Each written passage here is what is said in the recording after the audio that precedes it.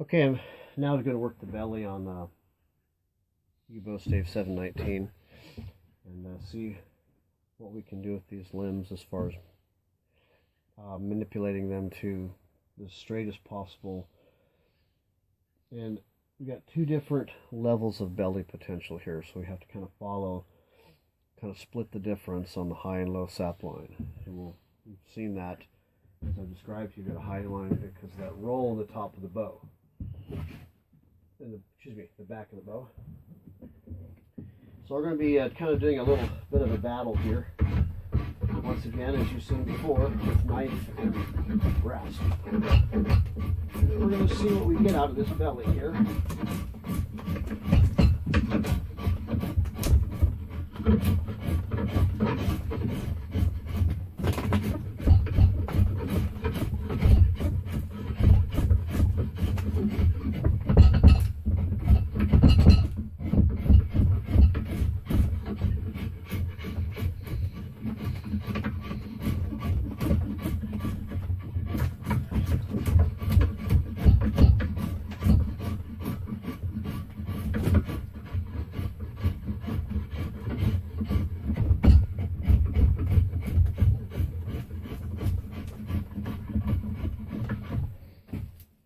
There comes a point here with this, and I can't register the way it's laying in the jig right now in this vise.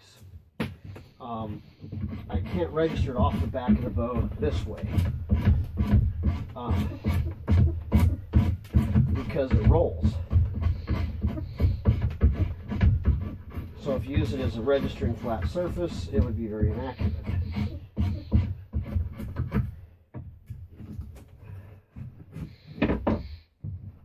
Show you a little divot here that happened. We're going to be really careful with this guy right here. Now there's enough mass there. I got to work around this mostly with a rasp and keep that from bursting any further, because that behavior will keep expanding all the way through here. So I have to watch that very carefully. And you can see the roll here, the height factor. Look at the mass of yew wood here. The mass of compression wood there is a little different. I have to be very careful with how much compression wood I move in relationship to that sap line, which is a little thicker on the other side. So, and this one down here is going to be a real treat too. So here we go. Continue on with this. Working the belly. A lot of this at this point, it becomes feel and instinct for thickness, taper, depth, and it's all kind of a matter of judgment. So this is not the kind of stave you would really want to learn on as far as getting the feel for working the bow and the limbs, because it would just be there's so many different rules. When I say rules, all right, welcome back to yewbow.com. We are still engaged with the Yew Bow stave 719 in our battle to get this crazy stick to become a bow. We've made some pretty good stride. I think we've knocked out most of that side kick it had in it, and now we're at this point here. I've actually taken and scraped this limb down. It bends in the floor tiller pretty reasonable, but this has a really funky feel to it yet. But all in all, I mean, I didn't expect it to get this far, to be honest with you. So what I'm going to do here is I'm going to knife it down a little bit more, and then I'm going to move on to final rasping and scraping. I don't know if you can see it from here or not, but I've actually got really it's down quite a bit, and it's kind of at that point where I have to be really, really careful with how I remove, and still a bit to rely completely on rasping here. So I'll just very gently, gingerly knife this area.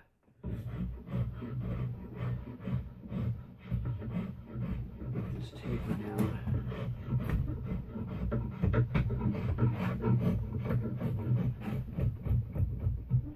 It's so easy to deform this limb towards, when it's at this stage, you really have to be very focused on each pull on the knife and where it's going. So I return to rasping and scraping pretty quickly once it starts lifting and peeling too much, which you could any minute. It actually has done that a little bit. I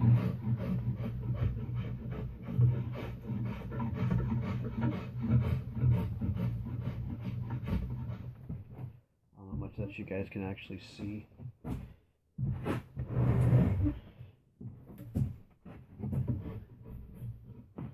Oh, big there, peel off.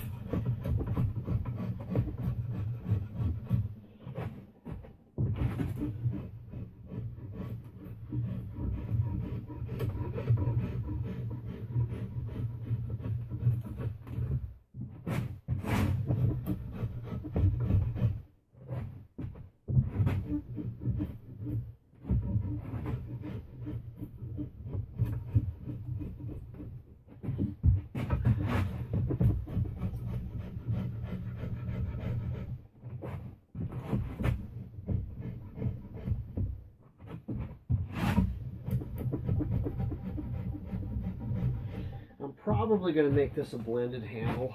Might even put a piece of leather on it. I don't know. See what the customer wants.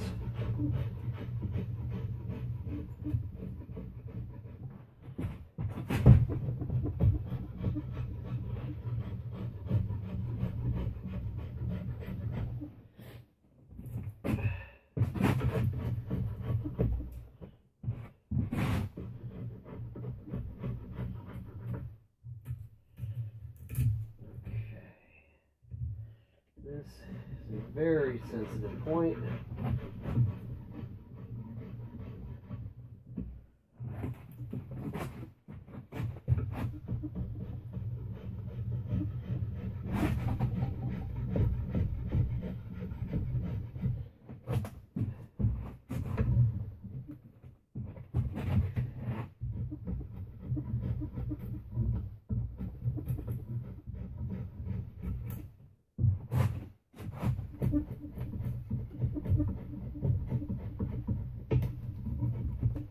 Okay, so we are now at a point where I'm just going to be rasping this thing. I'm going to show you what our other limb is currently doing. Just use the big hand there in your face. Sorry about that. Okay, so this is the limb that I've scraped and brought down. It's pretty reasonable. It's bending pretty good. This is not going to be a heavy bow. This will probably be, at best, about, I would say, 45 pounds. The limb I was just bending there offers a little too much movement overall. And so I'm just going to continue rasping and scraping.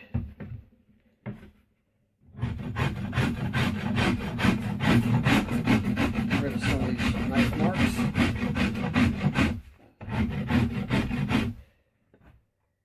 See, there's a divot right there. You can see that where it popped away. There's a pop away there. Gotta be really careful with that guy at the end down there.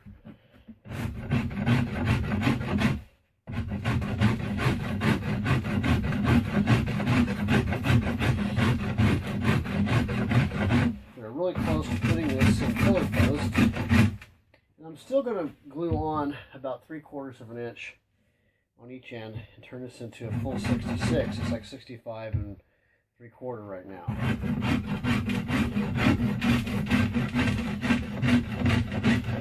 If I do a 66-inch bow, I like the stick to be 67-inch long, so I have about a 1/2 inch more to work with for the nocks to be longer. Some more point to them.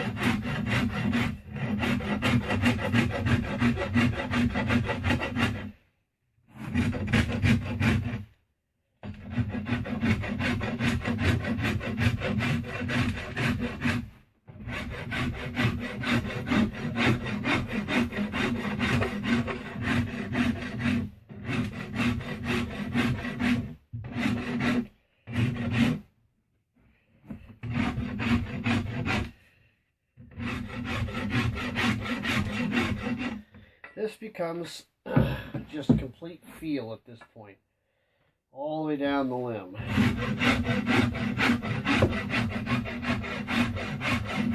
Up and down the limb. It's very much now, yes, I'm looking for a taper. I'm, you know, following all those rules, but I'm also feeling the materials being removed and how it should bend.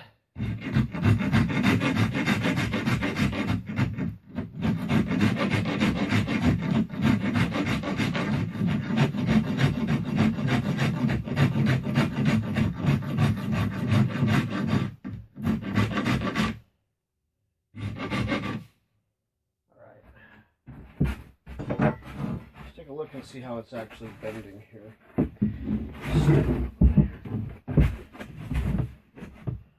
Oh, see, it's going some. And the till ring action will bring some of this kick out of it. I like that kick in there because it gives a nice return. It gives a lot more spring in it, so that natural back set. See that compared to this side, which is really toned down quite a bit. Tapered. It's got a lot more flexibility. This is getting there. A little more rasping, and then we'll be attacking it with the scraper a little bit.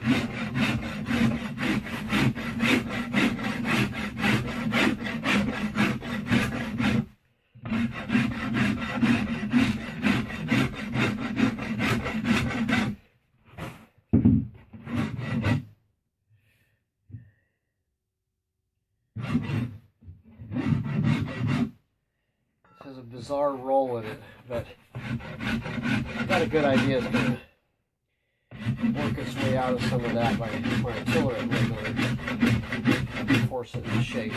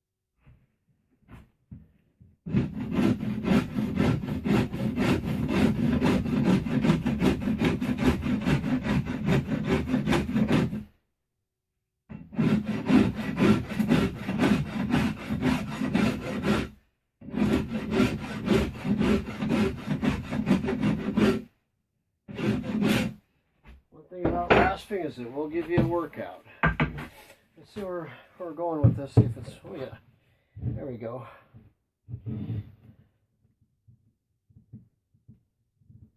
Now we're getting something out of that. So we're gonna keep that going for a few more minutes to match what's going on here, which is a lot more flexibility, obviously. it's actually making great progress for that in that turn.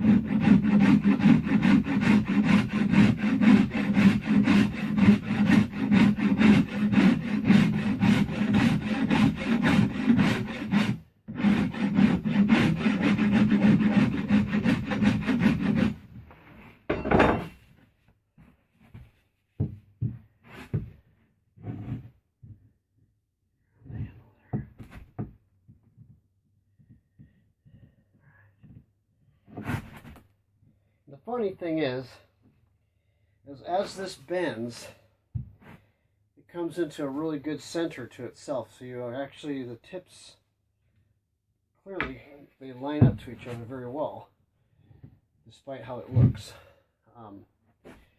It's not a perfectly straight stave by any means. But we're going to see what we do when we put a string on this thing here pretty soon. We're going to put it in the tiller post in a few minutes. And begin working it. I'm going to scrape a little bit more on that, and then we're just going to start refining it as we always do. The goal being, I think, if I can get it to be 45 at maybe 27 or 28 inch draw. We'll see how it does. Back to you guys. Hello and welcome back to yew-bow.com. We are still working on Yew Bow stave 633, and we got it's actually shaped, it's bending very well. There's a little bit of an issue with it that I expected, and as it lost mass, it wanted to walk a little bit. You can see where it has a twist, and I tried to put in the tiller post just to see how it would do. And of course, as you can see, look at the movement in the limb here. And I don't have my steam box set up yet. So what I'm going to do is I'm going to put, as you can see that thing, if you sight down it, you can see it's got quite a walk in it. So what I'm going to do with this is I'm going to put some oil on the stave and see about bending this thing straight. And well, we'll see how it goes.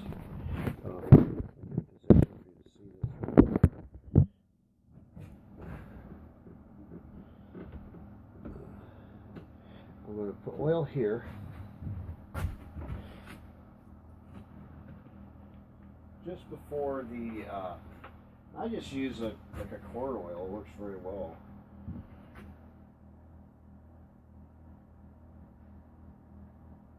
Cover the bow with it. The nice thing about doing this with you is it sands out real well, and then I just coat the bow with tongue oil anyway, so it isn't like I'm trying to apply a finish on the bow.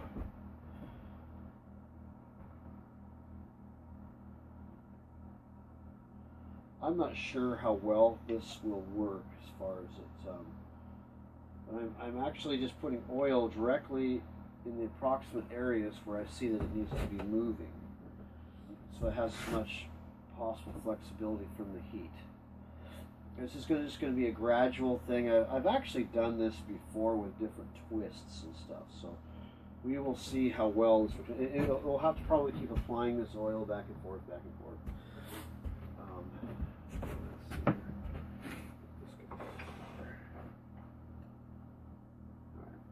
So let's begin with our heat gun.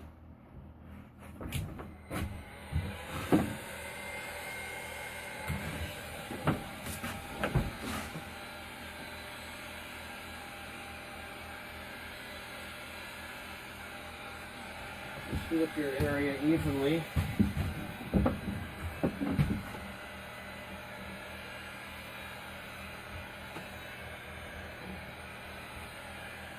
They want to get this good and hot so it actually bends enough for it actually. This may occur in stages and increment. I'm not sure how well it'll stay. It's a lateral bend. It may even have to be clamped and forced. I think it would become a really good bow if I get that kick out of it.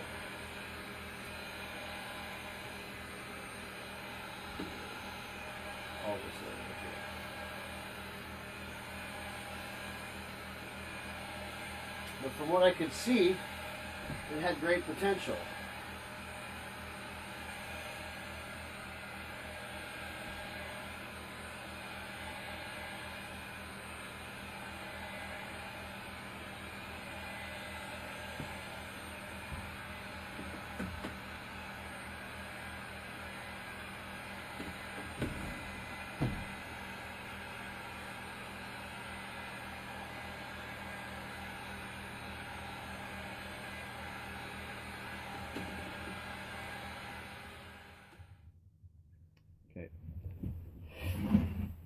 So, here we have it. We're going to be shaping the limbs more intensely now, doing more knifing, more rasping.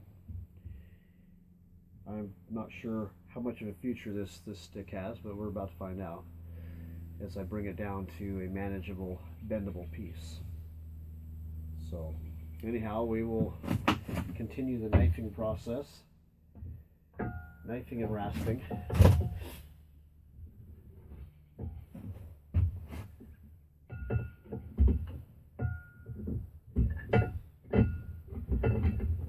This is always a trick here.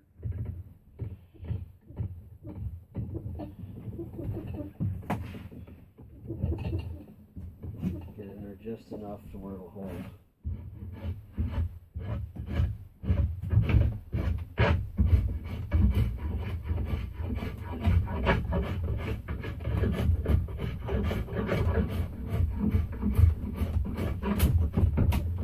Brittle in some spots, got to be careful on this particular stave.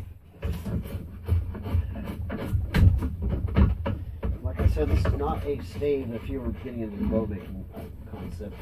If you wanted to do this for a hobby or just to at least make one, this is not the kind of stave you want to learn on.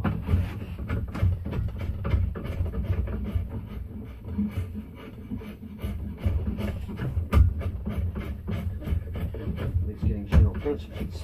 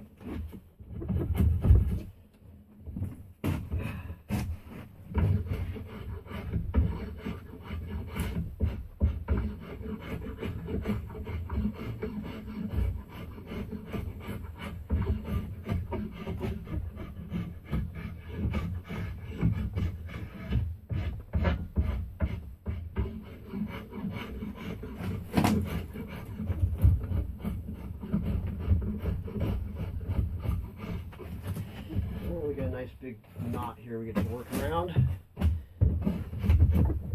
Nothing new about that, right?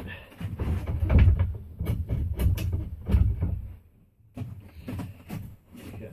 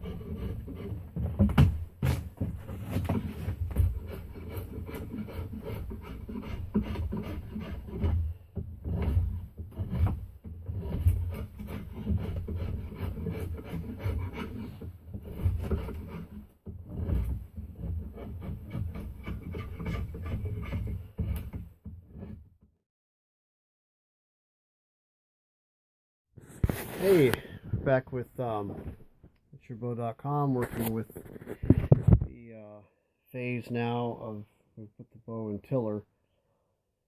Previous video to this, I think I showed you how I put some oil on the bow, I was heating it up and so on. And this is, of course, the tools I use in which to do that. Where the corn oil there, just cheap generic brand, and a hell of a nice Milwaukee heat gun, and bingo, I was able to straighten it out. I had it leveraged in there, as you saw in the video, or kind of braced against it. I kept pressing against it as it formed itself. So now, I've already tillered it a couple times. I'm going to show you the results of this. It's kind of a trick because this has a really strong kick in it. You can probably see that kick in it, but I like it because it's going to give some really good performance. It's actually gotten better than what it was. This is not going to be a really heavy bow. I imagine it'll be 45 pounds max, 28, somewhere in there. It'll be a 66-inch bow, and I'm just doing a loose tiller with it right now, just bending the limbs, testing it out, and I got to do some detail work here, including I'm going to elongate the tips with Osage so that they are, this can be fully braced as a 66-inch bow. And let's get my little wedge in here, wherever it is. Let's see how it does without it. It doesn't like it. Okay.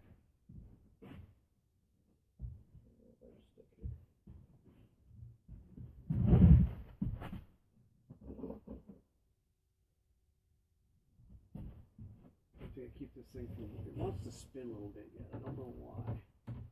Okay, there we go. We'll take it down to 20. Quite amazing. It actually has some good uniformity. It did take some work getting that limb to cooperate, but it's there and it's looking good. And here's 24.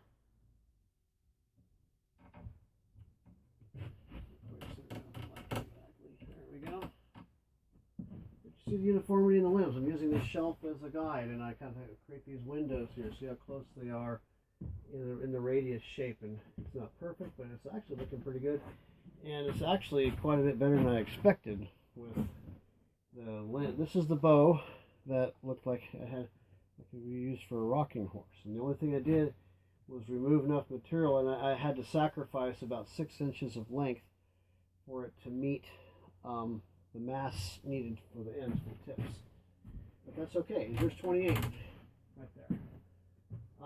This is a bit stronger limb there, kind of moving a little bit faster. I'll probably clean this up a little bit right here, sacrifice some of that. See, great return. Look at that now. It's a very workable bow. And before when I put the bow and string up, the string on the tiller completely bypassed the center of the bow by at least an inch, and therefore didn't even allow me to string it up and put it in the tiller. It just flipped around and it was something else.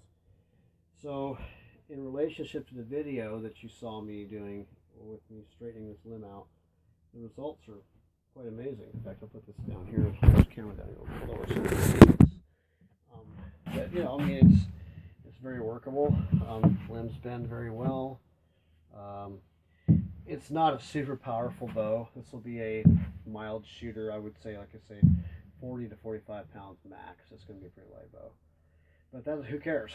I mean, I wasn't making this for a particular customer that wanted that. There are those that love that 40 to 45 pound range. It's still a nice piece of yew, and it's cooperated very well now. It's sort of what you call a reformed piece of wood.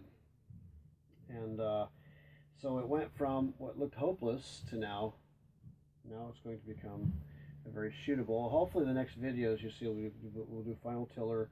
You'll see the points on. We're stringing it up, and we're not far from test shooting this thing and seeing how well it does. So so we can be ending this particular experiment that we started off with on Yew Bow stave 719. Anyhow, be back with you guys. Okay, this is we're in the shooting test phase of Yew Bow stave 719, the one that started out with the rocking chair stave look to it. Kind of got a relatively low brace. I have a string on the way. It's a bit lower than it should be. It's almost about a half an inch lower than it should be, but it's just tolerable. And the string loops aren't the best. I prefer the smaller loops for longbow. We'll see how well this thing shoots at all. It's between improper brace and the string not being correct.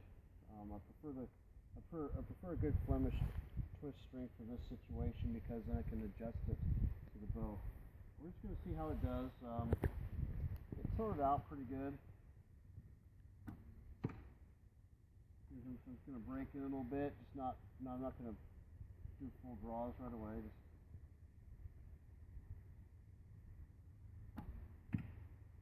be fast. I just don't like the loops on there like that.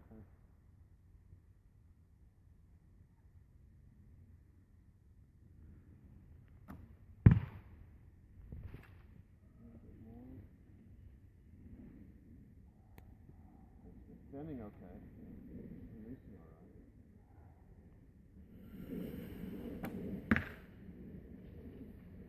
I'm surprised we got to this point with it. I was pretty sure we had a shot at getting a bow to bend and work, but I didn't expect it to release like this quite well.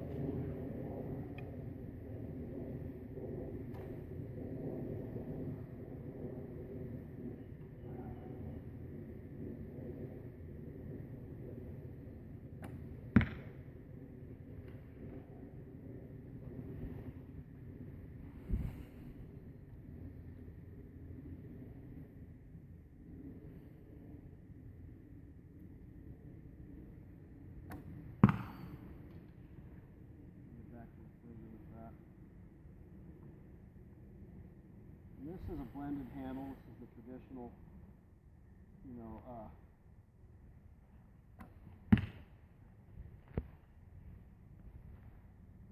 try to keep as much of a D shape in it as possible.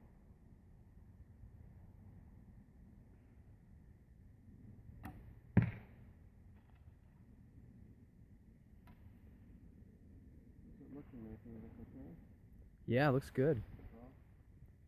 I still like that string. I'll be glad to get the proper string on it. Wow. Pops them out pretty quick, doesn't it? Yeah. It's pulling about 45 to 50 pounds.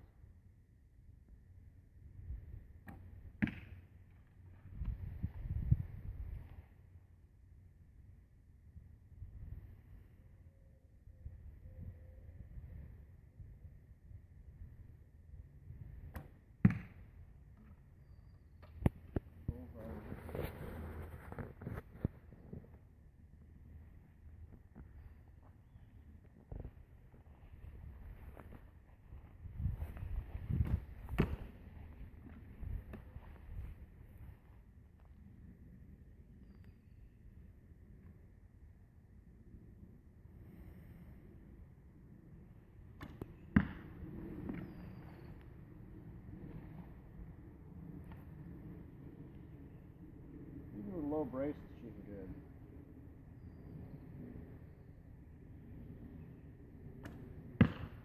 Okay. This is test round one. We got some sanding to do. It's kind of funny because there's no growth rings violated. They got some leftover membrane yet, so there's some little sounds. That's not bad sounds. You can just tell it's membrane popping away. But this thing actually shoots pretty darn good, and you saw where it came from in its status, and it is actually performing quite well. It's pulling about 45 to 48 pounds, that's what I toured it at, and it feels like that too, so the release is really nice. We'll do this test again when I get the proper. I got a Flemish spring, should be here anytime. With the smaller loops and fit it for the proper brace, which should be just to the bottom of my thumb there. This is a bit high. This brace is low. Anyhow, next video we should be doing that part of it on the final shots and the proper string. Talk to you soon.